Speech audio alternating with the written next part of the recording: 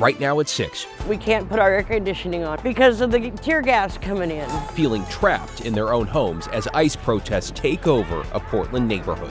Plus, a family pushes for answers and their loved ones return. We're just simply scared. The latest on a Newburgh man detained by federal authorities while on his way to work. Then, rebuilding in Rowena. Survivor's guilt. Well, shouldn't be here. With both those who lost their homes to wildfire and those who survived hit hard by tragedy.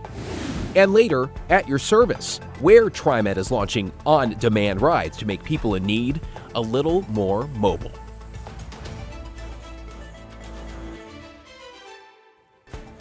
Thanks for joining us. I'm David Mulco. We begin at 6 with a new reaction to widespread protests around immigration enforcement, including in the Rose City, where protesters have focused their attention night after night on the ICE facility near Portland's South Waterfront. Let's get right to Joe Ranieri live in South Portland. Joe, we've seen vandalism, tear gas, flashbangs, and arrests, and it sounds like it's all taken a big toll on those who live in the neighborhood.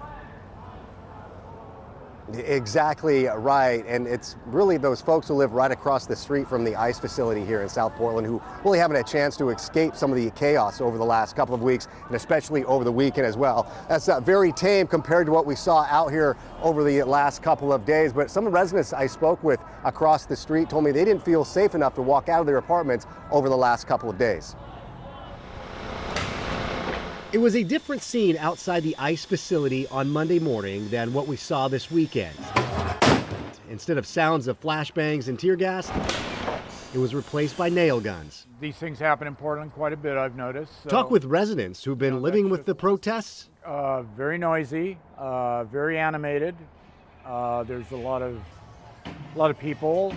A lot of protests during the day, and then at night. It's just been constant. Like, we're seeing red gases, green gases, which when we Googled that was chlorine.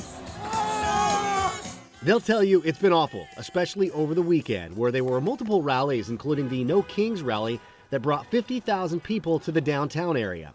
Many of the people who live at Gray's Landing couldn't even leave because the crowds got so large.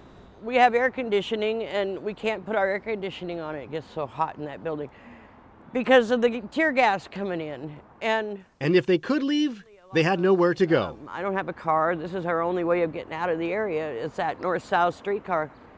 And when that tears off down there, they shut it down. So we have no way of getting out of here. Cindy, who's lived at Gray's Landing for almost a year, says she's not against the fight they have out there. I don't agree with all the snatching the people off the street by ICE, but, don't make the rest of us suffer for it, But she wants the people who gather to get their message out in a peaceful way. I think all this is wrong, but I'm from the generation of Martin Luther King, okay? You protest, but not in violence. Now, David, I did reach out to the property management company who runs the apartments across the street here, and they tell me the safety of the residents is, of course, something they're paying close attention to. And they have been working on some things, especially with the HVAC unit. They're actually in the process of making sure they're adding a little more, some supplies to it, so none of the tear gas filters into some of the apartments like we saw over the weekend. They've also been around cleaning up some trash that's been left behind from demonstrators and protesters, as well as graffiti. I also heard back from the Portland Police Bureau earlier today, who tells me a total of 7 people were arrested out here over the weekend. 4 were arrested last night. And again, a couple of them are facing federal charges for throwing objects at the building. Back to you. Yeah, people like Cindy drawing a line between peaceful protests and criminal activity. Thanks, Joe. Appreciate it. I want to bring in Libby Dowsett in the newsroom now. Libby, you have some new information about a man arrested by ICE in Newburgh.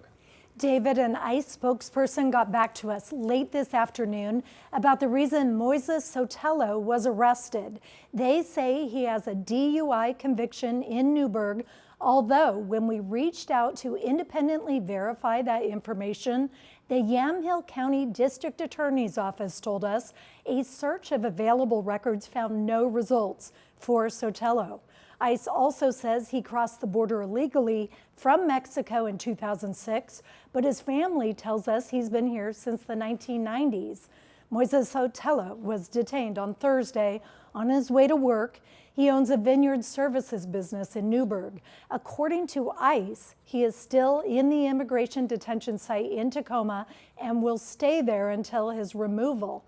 We did a search of Oregon court records and found a couple speeding tickets for a person with the same name, but one with an extra L in his last name, and the citations stretching from 1997 to 2021. His daughter says she still hasn't received any explanation on how her father was and why her father was detained.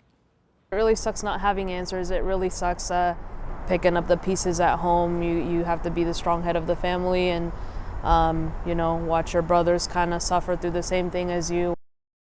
Alondra Sotella Garcia says both her parents initiated the process of becoming citizens last year because they finally had the money, time, and laws in their favor. Well, we also want to mention that we checked the records and did not find anything on DUI convictions, and we also did find those speeding tickets that he paid and resolved. We'll bring you the very latest as we get more information. David? Thanks, Libby. Appreciate you working to get to the bottom of it for us. Let's get to your headlines now, beginning in downtown Salem, where a large fire erupted on a train trestle, setting up thick smoke that was visible across the city. Officials say the fire sparked near Commercial Street Southeast and has since been knocked down. The extent of damage is unclear, but no structures beyond that trestle were affected. No word yet on the cause. City of Longview has agreed to pay $2 million to the family of a woman shot and killed by Longview police. According to the lawsuit filed by the victim's mother, 29-year-old Caitlin Smith was in a mental health crisis on New Year's Day 2024, was trying to get to a gun inside her partner's home. Her partner called 911 for help. The suit claimed that officers ordered her partner to release Smith, which then allowed her to enter the home and get a handgun.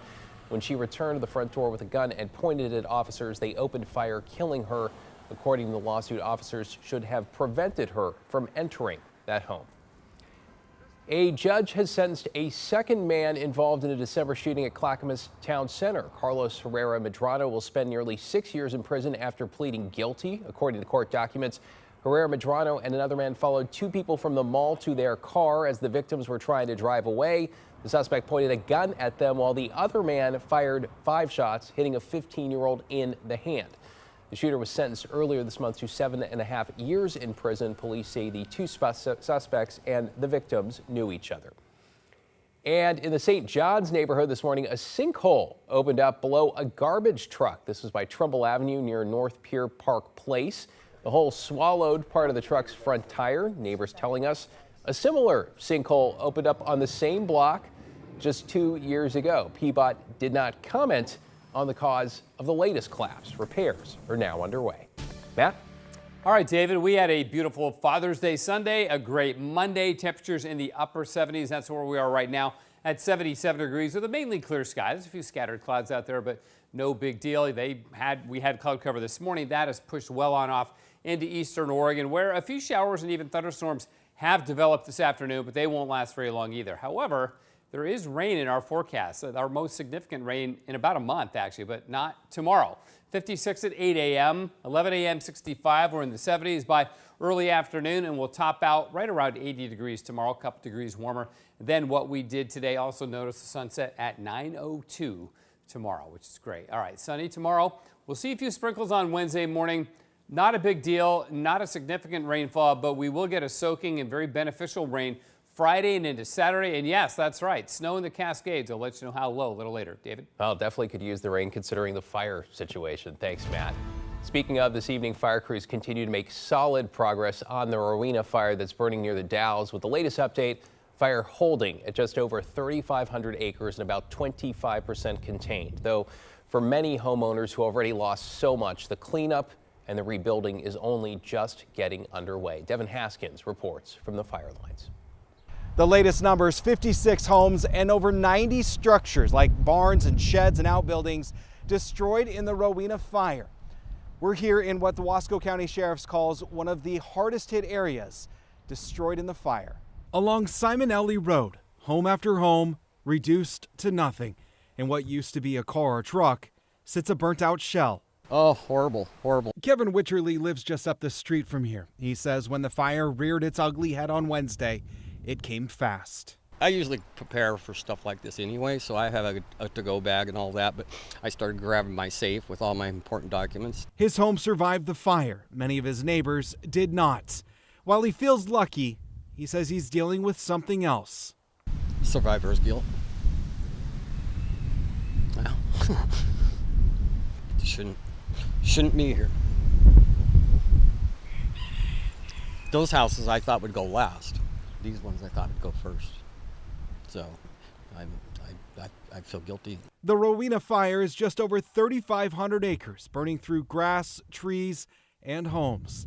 The Oregon Department of Forestry says crews were able to fully line the fire, but say it's only about 24% contained. The fully lined obviously means there's either dozer line or hand line all the way around the fire, and the containment really just shows the confidence of this fire is not going to escape that line around the fire. She says infrared cameras are showing very few hot spots, and those they do find are few and far between. But one concern are the heavy winds that continue. They're not great because winds drive fire, but it's great to test kind of what the work has been done to date, right? ODF doesn't expect this fire to grow any larger than the 3,500 acres it currently sits at. And even though hundreds of firefighters are still here fighting this fire, ODF calls it in the mop-up stages. Near the Dalles, I'm Devin Haskins, KGW News.